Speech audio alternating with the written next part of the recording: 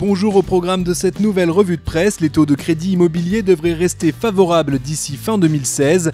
Les avis d'imposition commencent à arriver dans les boîtes aux lettres et bientôt l'acquis fiscal.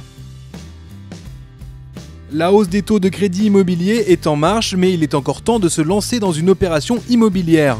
Si selon Crédit Logement repris ici par leséchos.fr, la baisse s'est prolongée en juin pour atteindre 2,01% en moyenne, les spécialistes sont unanimes, la hausse des taux de crédit devrait intervenir très rapidement. Pas de panique pour autant, l'Observatoire Crédit Logement CSA anticipe 3 scénarios, prévoyant des taux compris entre 2,23% et 2,65% au pire des cas à fin 2016. Des conditions encore très favorables aux emprunteurs qui ne devraient pas freiner la dynamique du secteur. L'Obs note à ce titre que sur un an, la production a bondi de 48,1% et le nombre de prêts a grimpé de 50,5%. Une reprise profitant notamment aux jeunes qui sont 20% plus nombreux à être passés à l'acte au premier semestre.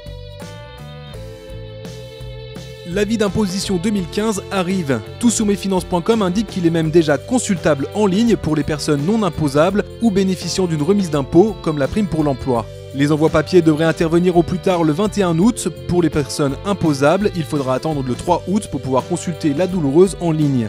Cette année encore, les télédéclarants sont plus nombreux, comme l'indique RTL.fr. 4 Français sur 10 ont choisi de déclarer leurs revenus en ligne, soit une augmentation de 12% par rapport à 2014.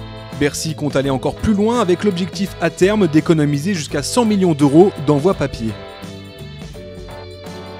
L'acquis fiscal, c'est pour bientôt. Le Figaro.fr s'est procuré un exemplaire du rapport de l'Institut économique Molinari, indiquant que le jour de libération fiscale interviendra cette année le 29 juillet. Le think tank franco-belge a en effet mesuré le poids des impôts et charges sociales que doivent supporter les salariés sur une année, et la France se situe en deuxième position juste derrière la Belgique en matière de pression fiscale. Le taux atteint 57,5% du salaire dans l'Hexagone contre 45,1% dans le reste de l'Europe.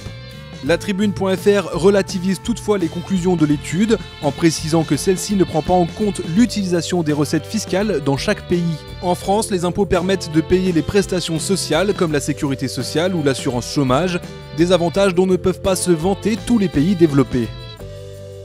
C'est tout pour aujourd'hui, on se retrouve dans une semaine pour un nouveau tour d'horizon de l'actualité des finances.